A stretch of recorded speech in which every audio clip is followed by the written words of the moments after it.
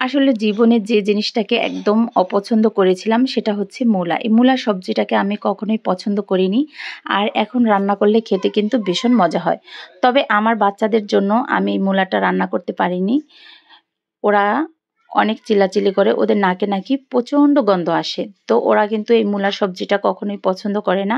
আমি আর আমার শাশুড়ি পছন্দ করি, তাই আজ একটু শোল মাছ দিয়ে রান্না করার জন্য এখানে আমি প্যানটা বসিয়ে দিয়েছি, দিয়ে সর্ষের তেলটা অ্যাড করে দিয়েছি, দিয়ে দিয়েছি পেঁয়াজ কুচি, পেঁয়াজটাকে একটু ভেজে নিয়েছি, দিয়ে দিয়েছি স্বাদ মতো লবণ।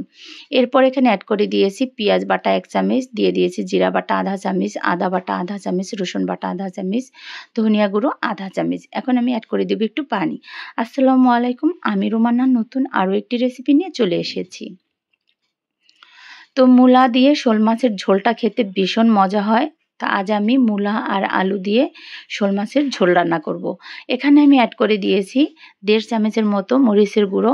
তো এখন আমি অ্যাড করে দেব হলুদের গুঁড়ো 1 চামচের মতো, দিয়ে এখন আমি সুন্দর করে মশলাটাকে কষিয়ে নেব। আর একটা মূলা নিয়েছি বড় সাইজের, মূলাটা কিন্তু অনেক ভালো ছিল এবং অনেক সুন্দর ছিল। তো মূলাটা সুন্দর করে কেটে ধুয়ে আমি সেদ্ধ করে নিয়েছি।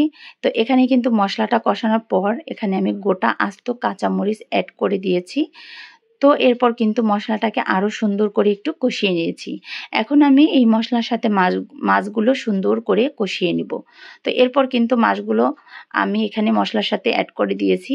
তো সুন্দর করে মাছগুলো আমি পরিষ্কার করে রেখেছিলাম, এখন আমি মশলার সাথে অ্যাড করে দিয়েছি, দিয়ে মাছগুলোকে সুন্দর করে কষিয়ে নেব। তো এখন আমি যে মূলা আর আলুগুলোকে সেদ্ধ করে রেখেছিলাম, এখন আমি মাছের সাথে দিয়ে সুন্দর করে এভাবে কষিয়ে নেব।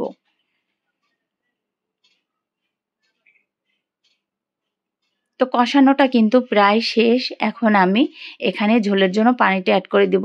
যেহেতু আমি মূলাটাকে আগেই সেদ্ধ করে রেখেছিলাম, এর জন্য আমি মাছের সাথে একটু কষিয়ে এখন আমি ঝোলের জন্য এখানে পানিটা অ্যাড করে দিয়েছি। আর এই শোল মাছ দিয়ে মূলা দিয়ে কিন্তু আমি এই রেসিপিটা প্রথম রান্না করেছিলাম।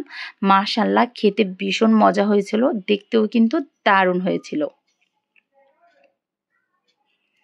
তো এরপর কিন্তু এখানে আমি একটি টমেটো কেটে রেখেছিলাম, এখন আমি টমেটোগুলোকে এভাবে উপর দিয়ে দিয়ে দেব, দিয়ে এখন আমি ঢাকনা দিয়ে ঢেকে কিছুক্ষণের জন্য রান্না করে নিব। তো কিছুক্ষণ পর কিন্তু আমি ঢাকনা তুলে এভাবে একটু নেড়ে চেড়ে দিয়েছি। তো রান্নাটা কিন্তু প্রায় শেষের দিকে। এখন আমি এখানে অ্যাড করে দিব ধনিয়াপাতা কুচি।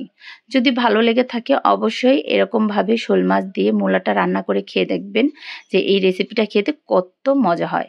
তো আমি কিন্তু এখন এখানে ধনিয়াপাতা কুচি অ্যাড করে দিয়েছি, দিয়ে আরও একটু রান্না করে নিব।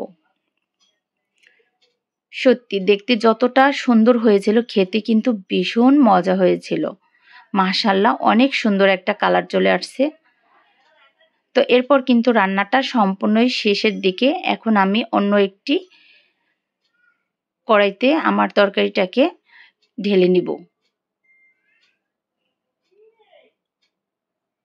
তো এখন কিন্তু রান্নাটা সম্পূর্ণই শেষ। এখন আমি অন্য একটি কড়াইতে ঢেলে দিব।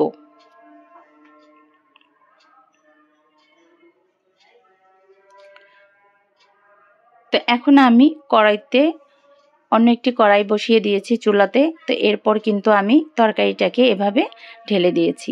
মাশাআল্লাহ, অনেক সুন্দর একটা কালার চলে আসছে। তো আজকের মধ্যে রান্নাটা শেষ, বিদায় নিলাম। সবাই ভালো থাকবেন, সুস্থ থাকবেন, নতুন রেসিপি দেখার অপেক্ষায় থাকবেন। আল্লাহ হাফেজ।